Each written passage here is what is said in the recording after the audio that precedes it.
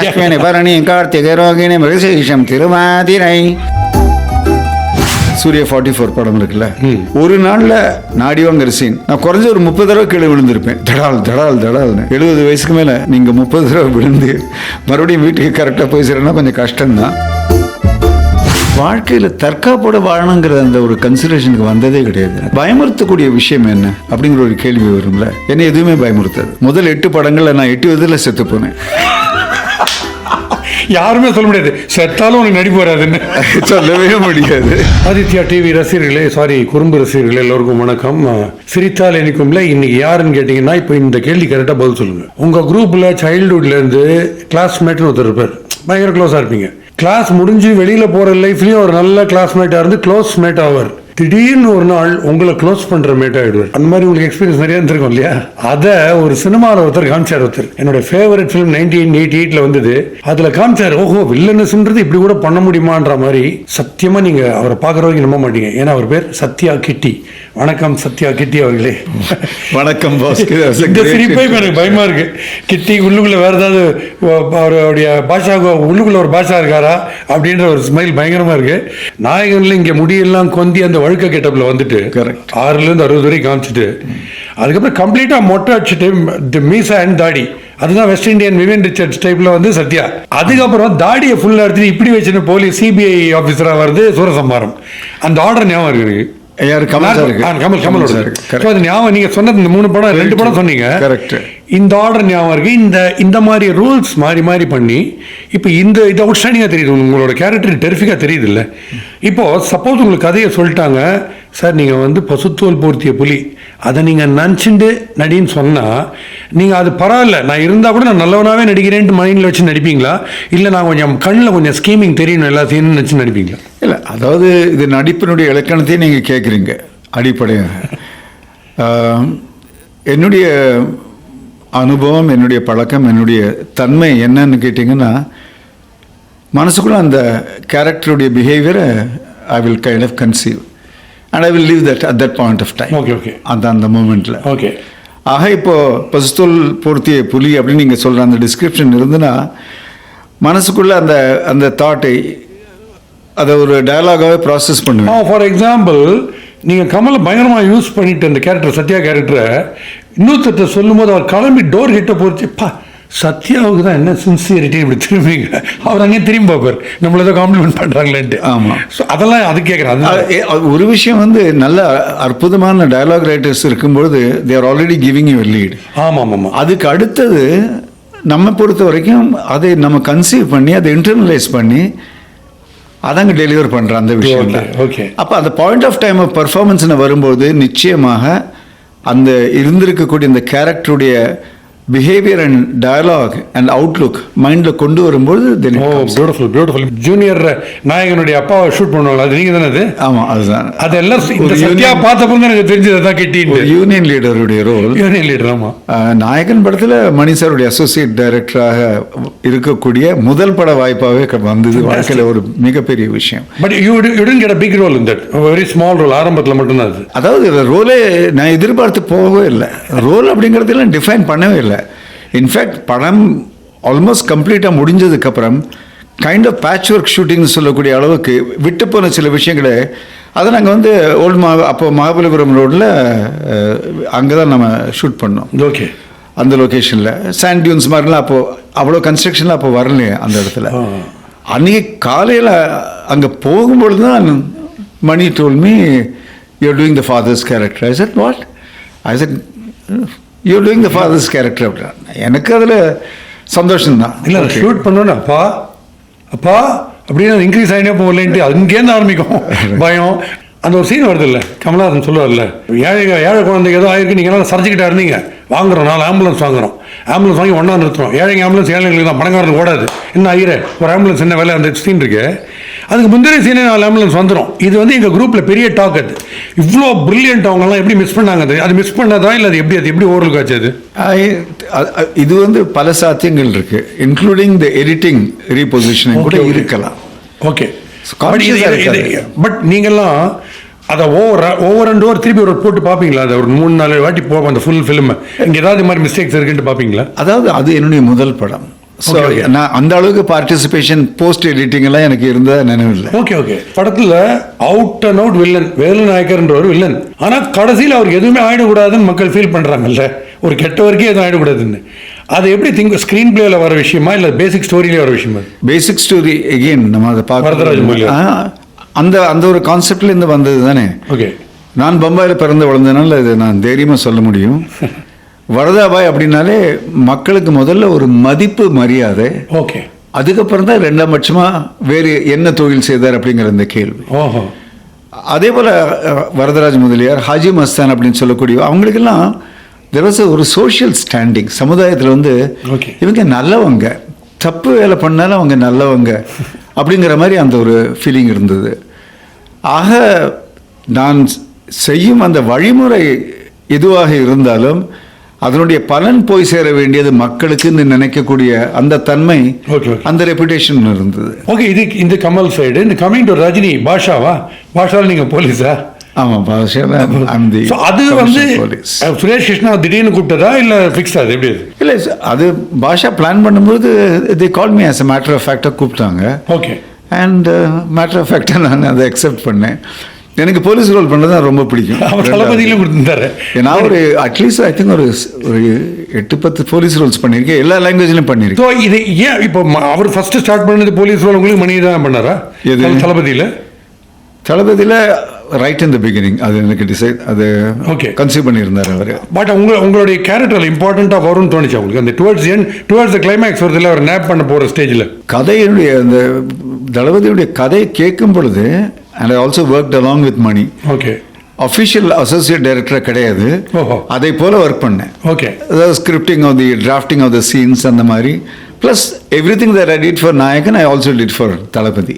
But by that time நான் already ஏதோ ஓரளவுக்கு பேர் வாங்கின ஆக்டர்னு மணி தோணுதுனால அதை டைட்டிலில் போடல. அதை பற்றி எனக்கு எந்த வருத்தமும் இல்லை. ஆனால் அந்த கதை அது கன்சீவ் பண்ணும் பொழுது மணி சார் வந்து என்னை அந்த கேரக்டர் பண்ணணும்னு நினச்சது வந்து என்னுடைய லக், என்னுடைய பாக்கியம்னு வச்சுங்க. ஆனால் போலீஸ் கேரக்டர்னா பின்னிடுவேங்கிற அந்த தெளிவு எப்போவும். நார்மலாக போலீஸ் தான் கருகருன்னு மீசெல்லாம் வச்சுன்னு பயங்கரமாக இருக்கணும், இல்லை? அது அப்படி தானே இருந்தது மைண்ட் செட்டு. பட் சப்போஸ் நீங்கள் எவ்வளோ வெஸ்டர்ன் ஃபிலிம்ஸ் போலீஸ் ஆஃபீஸர் நீங்கள் அது ஓகே, இல்லை நம்ம ஊர் நேட்டிவிட்டிக்காக சொல்லுங்கள். அதுதான் இன்ட்ரெஸ்டிங். அதுதான் ஒரு அழகான ஒரு இன்ட்ரெஸ்டிங்கான விஷயம். நீங்கள் மல்டிபிள் பர்சனாலிட்டிஸ், மல்டிபிள் கல்ச்சுரல் அந்த கலாச்சார அடிப்படையிலிருந்து ஒரு கேரக்டரை பற்றி திங்க் பண்ணி நீங்கள் கொண்டு வர முடிஞ்சால் you can create a very interesting different. Okay, நான் உதாரணத்துக்கு நான் சொல்கிறேன், சந்தன காற்று அப்படிங்கிற ஒரு படம், அதுலேயும் நான் வந்து போலீஸ் ஆஃபீஸர் விஜயகாந்த் சார். அதில் நான் நிற்கும் பொழுது அந்த கையில் அந்த லாட்டி வச்சு இந்த பார்த்து கீழே இப்படி மெதுவாக அப்படி தட்டிக்கிட்டே நிற்பேன் ஜென்ட்லி. அது யாருடைய இன்ஸ்பிரேஷன்னா, நார்த் மெட்ராஸ்க்கு ஒரு டெபுட்டி கமிஷனர் இருந்தார், ட்ரெமெண்டஸ் பர்சனாலிட்டி, ராதாகிருஷ்ணன். அவர் பார்த்தா ஒரு மதிப்பு மரியாதை வரும், அவருடைய ஒரு ஸ்டைல் கேஷுவலாக. ஸோ சம்டைம்ஸ் நம்ம அப்சர்வ் பண்ணும்பொழுது, உன்னித்து பார்க்கும்பொழுது லிவிங் கேரக்டர்ஸ்லேருந்து கூட செம்ம இன்ட்ரெஸ்டிங்காக எடுத்துக்கலாம். இப்போ நீங்கள் அடி வாங்குறது சத்யாவில் நிறைய தெரிஞ்சுங்க. கிளைமேக்ஸில் உங்களையும் அவரே போட்டு தள்ளுவார் ராஜேஷையும். நிஜமா அடி விழுந்துதா? இப்போ கொஞ்சம் விழுந்துதா? இதுக்கு பதில் சொல்றதுக்கு முன்னாடி இன்னொரு இன்ட்ரெஸ்டிங் விஷயம் சொல்லணும். முதல் 8 படங்களில் நான் 8 விதத்தில் செத்து போனேன். யாருமே சொல்ல முடியாது செத்தாலும் உனக்கு நடிப்பு வராதுன்னு சொல்லவே முடியாது. எப்படி அது சொல்லுங்க, இன்ட்ரெஸ்டிங்காக இருக்கு. ஆமாம், ஏன்னா இந்த நடிகர் சந்திரசேகர் செத்துட்டாருன்னா இன்டர்வல் நடத்தும் எல்லா படமும் நம்ம. எனக்கு ஐ திங்க் கிளைமேக்ஸ் தான் எனக்கு அப்படின்னு நினைக்கிறேன். விதவிதமாக செத்தேன்னா அந்த 8 படங்களில். சத்திய படத்தில் பாத்டப்ல அடிப்பார்ல, இல்லை பாத்டப்ல போட்டு எலக்ட்ரிக் பண்ணுறாங்க. ஆமாம் ஆமாம். சூரசம்ஹாரம் படத்தில் டெரஸ்லையும் தள்ளி விட்டு 4வது மாடியில் கீழே விழுந்து சாக வேண்டியது. ராஜாதான் படத்தில் வந்து நாகேஷ் வந்து நைஃபால குத்தி சாகுபடிக்க வேண்டியது. எந்த கட்சி படித்த படத்தில் ஜீப்பில் வந்து கட்டி ரோட்டில் இழுத்துட்டு வந்து சாவடிக்க வேண்டியது. ஓகே. அப்புறம் அந்த தெலுங்கு படத்தில் ராஜசேகரோட அந்த படத்தில் ஏதோ என்ன ராவகாரி இன்ட்லோ ரவுடி அந்த படத்தில் என்னை தூக்கி அந்த எலக்ட்ரிக்கல் அந்த இது இருக்குல்ல, அந்த பேனல் இருக்கும்ல, அதில் தூக்கி போடுவாங்க, எலக்ட்ரிக் ஷாக் அடித்து சாக வேண்டியது. நீங்கள் நடிப்புக்காக உயிரே விட்டுட்டு ரொம்ப இன்ட்ரெஸ்டிங். நான் ரொம்ப என்ஜாய் பண்ணேன். சூரசம்ஹாரம்ல வில்லனா தான் வரீங்க இல்லையா? சூரசம்ஹாரம் வில்லன் தான். அதில் என்ன ஒரு அட்வான்டேஜ், எனக்கு ஒரு பெரிய ஒரு அட்வான்டேஜ் என்ன இருந்துச்சுன்னா, ஒரு ரொம்ப sophisticated kind of a person. Okay. ஆக பம்பாயில் பிறந்து வளர்ந்து படித்து எம்பிஏ பண்ண அந்த ஸ்டைலிஷ் ஆளுக்கு தீனி போடக்கூடிய ஒரு விஷயம். ஆனால் உள்ளுக்குள்ளே வில்லத்தனம். ஆனால் அந்த சுவாவன்னு சொல்லுவாங்கல்ல, ஒரு எடுத்தெறிஞ்சு பேசுறது, அந்த தோரணையிலேயே ஒரு திமிரு, எல்லாரையும் ஒரு கீரை கிளையாக நினைக்கிறது, அப்படிப்பட்ட அந்த அந்த விஷயங்கள், அந்த ஆட்டிடியூட் காட்டக்கூடிய ஒரு வாய்ப்பு இருக்குல்ல, அந்த படத்தில் அந்த கேரக்டருக்கு நல்லாவே இருந்தது. Okay okay okay okay. So that was a great opportunity. But உங்களுக்கு மைண்ட் அளவில் இந்த மாதிரி ஸ்டன்னிங் கேரக்டர்ஸை பண்ணி 35 வருஷம் கழிச்சு கூட நமக்கு வந்து ஃபோட்டோக்கெல்லாம் போஸ்ட் கொடுக்குறாங்க பசங்க. அப்படின்னு நம்ம இன்னும் பயங்கரமான வில்லன் ரோல்ஸ்லாம் பண்ணிடணுன்ற ஃபீல் இருக்கா, இல்லை you're happy with what you did? அதாவது நான் பண்ணக்கூடியது அப்படின்னு நான் நினைக்கக்கூடியதில் நான் 25% கூட இன்னும் பண்ணல. Which means you think you can do more, definitely. I could have done much more. You blame it on yourself or the industry? There is no blame. That's the reality. அதை பற்றி blame பண்ண வேண்டிய அவசியமே இல்லை. உங்ககிட்ட வந்து Aditya program நீங்கள் வாங்கன்னு சொல்றது கூப்பிட்டீங்க பேசுறதுக்கு. நம்ம 2 hour கலாட்டா பண்ணி பேசியிருந்தோம். ஒரு இடத்துல கூட இந்த ப்ரோக்ராம் என்ன நீங்கள் என்ன கேட்கவே இல்லை. இது என்ன மாதிரி என்ன கேட்பீங்க அதெல்லாம் நீங்கள் கேட்கல. ரொம்ப ரேர் பார்க்கறது. வாழ்க்கையில் தற்காப்போட வாழணுங்கிற அந்த ஒரு கன்சிடரேஷனுக்கு வந்ததே கிடையாது எனக்கு. பயந்துக்கிட்டோ அதாவது வாழ்க்கையில் உங்களை வந்து பயமுறுத்தக்கூடிய விஷயம் என்ன அப்படிங்கிற ஒரு கேள்வி வரும்ல. என்னை எதுவுமே பயமுறுத்தாது. என்னுடைய சொந்த அவமானம் கூட என்ன பயமுறுத்தாது. இருக்கீங்க, சுனாமி பக்கத்தில் க்ளோசஸ்ட் நீங்க தான் இருக்குது இல்லை. ஓகே, அங்கே வீடு கட்டுறதுக்கே ஒரு தைரியமான நிறைய பேர் சொல்லுவாங்கல்ல. லைஃப்பில் இது ரொம்ப தெளிவு. 90% வந்து நம்முடைய கண்ட்ரோலில் கிடையாது, நம்ம ஆசைப்பட்டாலும். ஆக நான் அதை பற்றி கவலைப்படுறது. அந்த தளபதியில் வந்து அந்த முகத்தை பார்த்தோன்னே உங்களுக்கு ஒன்று தோணுதில்லை, டேய் இந்த ஆள் சாதாரண ஆள் இல்லைன்னு ஒன்று. அதெல்லாம் எப்படி வர வச்சிங்க முகத்தில்? பியூட்டிஃபுல்லாக இருந்தது. நீங்கள் இந்த கேள்வி கேட்டது ரொம்ப அற்புதமான ஒரு விஷயம். ஒரு ஒரு ஒரு இது சம்மந்தப்பட்ட ஒரு விஷயத்தை சொல்லிட்டு இருக்கு. நான் ஒரு பர்சன் கூட மிகைப்படுத்தி சொல்ல, ஆண்டவன் சாட்சி, ஒரு பர்சன் கூட மிகைப்படுத்தி சொல்ல, இன்னை வரைக்கும் பாஸ்கி ஒவ்வொரு வாரமும் குறைஞ்சது ஒரு 5 பேராவது, அட்லீஸ்ட் ஒரு 5 பேராவது பாஷா படத்தை பற்றி பேசுவாங்க, அந்த சீனை பற்றி பேசுவாங்க, அந்த டயலாகை பற்றி பேசுவாங்க. எப்படி இருக்கு இந்த தொழில் அப்படின்னு அந்த கேட்குறத பற்றி. என்னை பொறுத்த வரைக்கும் எனக்கு அதுவும் ஹியூமன் பிஹேவியர் சைக்காலஜியினுடைய அடிப்படையான துறை அப்படிங்கிறதுனால சொல்கிறேன். நான் யோசிச்சு பார்த்தேன், இந்த அளவுக்கு ஈர்க்கக்கூடிய ஒரு தன்மை ஏன் அந்த அந்த அந்த சீன் அண்ட் டயலாக்னு யோசிச்சு பார்த்தேன். அப்புறம் தான் எனக்கு ஒரு விஷயம் புரிஞ்சுது. நம்ம எல்லாருலேயுமே மனுஷங்களுக்குள்ள ஒரு அழகான ஒரு விஷயம் இருக்குது, ஒரு கான்ஃப்ளிக்டிங், அதாவது எதிர்மறையான ஒரு விஷயம் இருக்குது. அது வந்து சொல்லணும்னா இனிமையான வலிகள்னு சொல்லுவோம். சில வலிகள்லாம் வாழ்க்கையில் அசை போட்டு பார்க்குறது நம்ம ரொம்ப இனிமையாக இருக்கும். அப்போ நல்லா பேசியிருக்கலாம்ல, விட்டுட்டு போயிட்டாளே அப்படின்னு. அதாவது அது ஒரு வலி, அவள் விட்டுட்டு போயிட்டாளேன்னா அதை நினைக்கும் போது ஒரு இனிமையான ஒரு ஃபீலிங் வர மாதிரி. சில இழப்புகள் இனிமையாக இருக்கும். இப்போ இவங்க 2 பேரும் சந்திக்கிறாங்க, பழைய தோஸ்துங்கிறது தெரியும், ஃப்ரெண்ட்ஸுங்கிறது தெரியும், ஆனால் அது வந்து அக்னாலேஜ் பண்ண முடியாது, அதை ஒத்துக்க முடியாது. டேய் என்னடா அது, எவ்வளோ நல்லா எழுந்து கட்டிக்கிட்டு பேக் ஸ்லாப் பண்ணக்கூடிய அந்த அளவுக்கு அணைக்கக்கூடிய அப்படிப்பட்ட ஒரு உறவு. ஆனால் நான் இங்கே உட்காந்துருக்கணும், நீயும் வந்து தெரியாத மாதிரி நடிக்கணும், என்ன தலையெழுத்து பாரு அப்படின்னு மனசில் நினைக்கிறோன்னு வச்சுங்க. Psychologically this duchess the human minds. Okay அவ்வளோ அண்டர் கரண்ட் இதுக்குள்ள இவ்வளோ இருக்கிறதுனால ஒரு சாதாரணமான ஒரு மனிதர் கூட, ஒரு கிராமத்தில் இருக்கக்கூட ஒரு சாதாரணமான அவ்வளோ படிக்காத ஒரு ஒரு வண்டி தள்ளுறவர் கூட, ஒரு 45-50 வயசுள்ள ஒரு பெண்மணி கூட, ஒரு சொஃபிஸ்டிகேட்டட் எக்ஸிக்யூட்டிவ், எல்லாருக்குமே மனசை இந்த சீன் இந்த டயலாக் டச் பண்ணுறதுன்னா it is God. Okay, Rajini மேலே தான் அந்த சீன் ஃபினிஷ் ஆகணும்னு இருக்கும்போது உங்கள் மேலே ஃபினிஷ் ஆச்சுன்னா கதைப்படி அது ஓகே இருக்குமா டுவர்ட்ஸ் த கிளைமேக்ஸ்? அதாவது இன்டெலிஜென்ட் டைரக்டர்ஸ் அந்த தப்பு பண்ண மாட்டாங்க, நம்பர் 1. ஓகே, ஏன்னா எது வந்து எந்த இடத்துல ஃபினிஷ் ஆனால் அது கரெக்டாக வரும் அப்படிங்கிற ரொம்ப ஒரு அற்புதமான ஒரு தெளிவு இருக்கும். இது ஒரு நல்ல ஒரு கொஸ்டின். இதுக்கு ஒரு பதில் நான் வந்து ஒரு சீன் மூலமாகவே சொல்லிக்கிறேன். ஏன்னா அதில் வருத்தமே இல்லாத ஒரு சீன், நான் கற்றுக்கிட்ட ஒரு விஷயம். அதனால் தளபதி படம் நம்ம பண்ணோம்.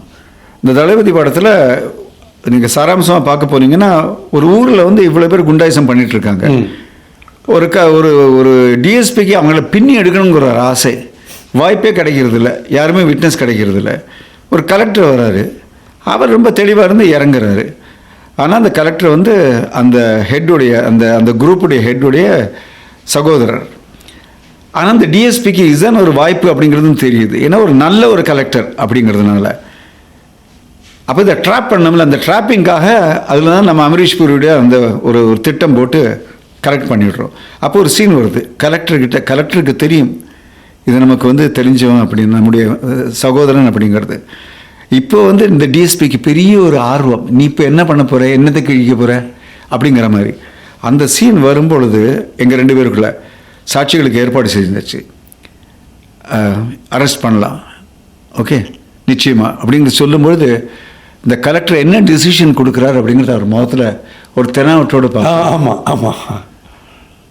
கலெக்டர் யோசிச்சுட்டு இருக்காரு, டீப்பாக திங்க் பண்ணுறாரு. அந்த சீன் முடிஞ்சுது. என்னுடைய ஆர்வக்கோளாறில் நான் என்ன நினச்சேன், நான் அப்படி பார்க்குறத தெனாவட்டோட நீ இப்போ என்ன கிழிக்க போகிற அப்படின்னு, அதில் சீன் முடியணும் அப்படின்னு நினச்சிட்டு இருந்தேன். நான் எடிட்டிங் பண்ணி பார்க்கும்போது கரெக்டாக அந்த சீன் அரவிந்த் சுவாமி சார் மேலே, கலெக்டர் மேலே ஃபினிஷ் ஆகுது. ஓகே, எனக்கு கொஞ்சம் இதாக இருக்கும், வருத்தம் இல்லை, ஒரு கியூரியாசிட்டி, அட்லீஸ்ட் கற்றுக்கனால. ஆமாம். ஸோ மணி சார்கிட்ட பேசும்போது இந்த மணி இந்த I thought is a very beautiful kind of an expression அப்படின்னா. அப்போ அழகாக ஹி ஆன்சர், நல்ல ஒரு லெசன். உன்னுடைய ஃபேஸில் நான் அந்த சீனை முடிச்சிருந்தா it would have become your scene. It has got to be the collector's scene. Okay. Wow, as per the story. I said hats off. அது நல்ல ஒரு அழகாக தெரியும். நம்முடைய எல்லாரும் கோவம் வர மாதிரி ஆயிடுச்சு, நம்ம பேக்ஸ் ஆயிடுச்சு நம்ம role. You have to go back again. கதை, படம் யாரை பற்றியது, எதற்காக, அந்த தெளிவோடு நம்ம ஆக்ட் பண்ணோம். சூப்பர். அண்ட் சிம்புக்கு ஃபாதராக வந்தீங்கல்ல இதில், விண்ணை தாண்டி வருவாயா, இவன் கௌதம் மேனன் கூட ஒரு பெரிய ஒரு சந்தோஷமான விஷயம் என்னன்னா, எனக்கு மேக்ஸிமம் ஃப்ரீடம் கொடுக்கக்கூடிய ஒரு டைரக்டர் யாருன்னு கேட்டால் கௌதம் மேனன். கிட்டத்தட்ட நீங்கள் சொல்லும்போதே சிரிச்சுக்கிட்டு he will imagine and start லாஃபிங் அந்த மாதிரி. ஏன்னா அதில் கொஞ்சம் அந்த நையாண்டித்தனம் எல்லாம் அதில் உண்டு. ஏன்னா அவர் கொஞ்சம் மலையாளிங்கிறதுனால அந்த கிண்டல் ஆகும். ஓ எனக்கும் லால்லாம் தெரியும் அப்படிங்கிறலாம் கிண்டல் பண்ணியே பேசுவேன் அதில். ஸோ அதில் ஒரு அன்லிமிட்டெட், கௌதம் கூட ஒர்க் பண்ணும்போது ஒரு unlimited scope to do what you want. Get into the skin of the character. போலீஸாக வரீங்க, எதிர ரஜினி நிற்கிறார். இப்போ ரஜினியை வந்து எனக்கு தான் அப்பறாண்டு, ரஜினி நிற்கணும், நான் உட்காரணும்னு இருக்கு அந்த சீனில். நீ உட்காந்து தான் பேச போறீங்க, அவர் நிற்கிறாரு. அப்படி இருக்கச்சே அந்த சூப்பர் ஸ்டார்ன்ற ஒரு இமேஜ் வந்ததுன்னா இங்கேயே கொஞ்சம் பவ்யமாலாம் நடிக்க தோணுமா, இல்லை ஃப்ரீயாக அப்படியே தான் எப்படி இருக்கீங்களா? என்னை பொறுத்தவரை as an actor it will not அந்த influence. What did you have to say about your role? Did you say something? மறுபடியும் இதுக்கு வந்து நான் சொல்லலாம் எல்லாத்துக்கும் அவ்வளோ இன்ட்ரெஸ்டிங். வாகினி ஸ்டூடியோவில் டப்பிங்காக போய் நான் கம்பெனி வண்டியில் இறங்கும் போது கரெக்டாக ரஜினி சார் வர்றாரு. வணக்கம் சார் சொன்னேன். கிட்டி சார் நம்மளுடைய அந்த சீன் பிரமாதமாக வந்துருக்குது. நான் ரொம்ப இன்னும் எந்த சீன் சார்னு கேட்டேன். அதான் நம்ம உங்கள் ஆஃபீஸில் மீட் பண்ணுறோம்ல அந்த scene come through very well அப்படின்னாரு. சரி நான் டப்பிங்க்கு போனேன். டப்பிங்க்கு பண்ணும்போது அந்த எடிட்டிங் பண்ணி கொஞ்சம் அந்த கவுண்டர் ஷாட்ஸ் அதெல்லாம் பில்டப் பண்ணுறதுனால டெஃபினெட்லி அது இம்ப்ரெசிவாக இருந்துச்சு. இம்ப்ரெசிவாக இருந்தது அப்படிங்கிறது நான் சொல்லலாமே தவிர அதிபயங்கரமாக இருந்தது அப்படின்லாம் நான் சொல்ல முடியாது. ஆஹா உலகத்தையே கலக்குன்னு சொல்ல முடியாது. ஆனால் அதுக்கப்புறம் அதை ஃபைனல் ட்ரிம்மிங் பண்ணி தேவா சார் அதுக்கு பேக்ரவுண்ட் மியூசிக் எல்லாம் போட்டு அது ஒரு லெவலில் தூக்கி வச்சதுக்கப்புறம் தியேட்டரில் பார்க்கும்பொழுது I was stunned out of my wits. அவரோட ஃபோர் சைட்டை சொல்கிறீங்க அப்போ? அவருக்கு ஏன்னா அனுபவம் இல்லை. And you have good mimic reasonably. யாரை பண்ணுவீங்க, யாரை மாதிரி? அதாவது நான் மிமிக்ரி பண்ணும்போது சின்ன வயசில் வந்து தங்கவேலு சாருடைய அந்த கீமாயணம் அந்த அந்த கதைகள் உண்டுல்ல, அதெல்லாம் நான் ஸ்டேஜில் பெர்ஃபார்ம் பண்ணேன். ஓ லவ்லி. அப்பா ஆமாம். ஸோ 2 லைன் பேச முடியுமா மாதிரி? யாதோ கீர்த்தன ஆரம்பத்திலே குஷேலர் என்று ஒரு மனிதர் இருந்தாராம் அப்படின்னு அந்த டோன் தான் அவர் அந்த ஃபுல் இது அஸ்வினி பரணி கார்த்திகை ரோகிணி மிருகசீஷம் திருவாதிரை இப்படி தான் போகும். அந்த பாட்டே இப்படி தான் போகும். அடிப்பட்டது பற்றி அப்படியே விட்டு போச்சு. நீங்கள் அடி வாங்கினீங்களான்னு கேட்டேன். இந்த சத்யா நாயகன் உங்களுக்கு அடிப்பட்டுதான் இன்ஜரின்னு கேட்டேன். இல்லை நான் வந்து நிறைய படம், நான் தெலுங்கு படங்கள்ல தூக்கி அந்த மட்டன் ஷாப்லலாம் அந்த கார்காஸ் இருக்கும்ல, அந்த தொங்க அது மேலாம் தூக்கி போட்டிருக்காங்க. ஐயோ எனக்கு ஸ்டண்ட் ரொம்ப பிடிக்கும். ஸ்டண்ட் அடிக்கிறதுக்கா இல்லை சொல்கிற ஸ்டண்ட் கேட்குறது? வில்லன் அதிகப்படி அடி வாங்குவார். ஓகே பட் அதெல்லாம் ஓகே. இப்போ நாங்கள் இப்போ சூர்யா 44 படம் இருக்குல்ல, நம்ம வந்து ரொம்ப டீட்டெயில் சொல்ல முடியாது. ஆனால் ஒரே ஒரு சின்ன கிறிஸ்பாக சொல்கிறேன். ஒரு நாளில் அன்னைக்கு ஆக்ஷனாக என்ன நாடிவாங்கிற சீன் நான் குறைஞ்ச ஒரு 30 தடவை கீழே விழுந்திருப்பேன். தடால்னு 70 வயசுக்கு மேலே நீங்கள் 30 தடவை விழுந்து மறுபடியும் வீட்டுக்கு கரெக்டாக போய் சேரனா கொஞ்சம் கஷ்டம்தான். ஆனால் எனக்கு விழுவது பிடிக்குங்கிறதால எழுவது அதை விட பிடிக்கும். அதை விட பிடிக்கும். Wow fantastic. அப்போ இந்த பாம்பேல நிறைய இருந்திருக்கீங்க. அந்த கார் சாவியை வச்சுட்டே இல்லையா அப்படிலாம் பேசுகிறாங்க பாம்பேல. உங்களுக்கு அந்த ஆக்சிடென்ட்லாம் வரல, நீங்கள் நார்மலாக பேசுகிறீங்க. அது இல்லை, இதில் 2 விஷயங்கள் சொல்லணும். ஒன்று, பம்பாயில் பிறந்து வளர்ந்தாலும் ஹிந்தி படங்களுடைய தாக்கம் எனக்கு ஏற்பட்டதை விட மிக மிக மிக அதிகமாக தாக்கம் ஏற்பட்டது நடிகர் திலகம்னால. சின்ன வயசுலேருந்து, என்னுடைய 8வது வயசுலேருந்து அவர் என்னுடைய இன்றைய வரைக்கும் ஹீரோ. வாவ். காலேஜில் வந்து தடி அடிக்க போயிட்டேன்.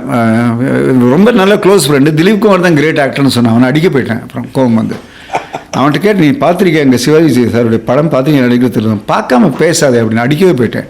அதே நேரத்தில் பார்க்கும் பொழுது தமிழ் படங்கள் எனக்கு அந்த சின்ன வயசில் இருந்த பம்பாயில் பிறந்து வந்தாலும் அதனுடைய தாக்கமும் ரொம்ப ஹெவியாக இருந்துச்சு.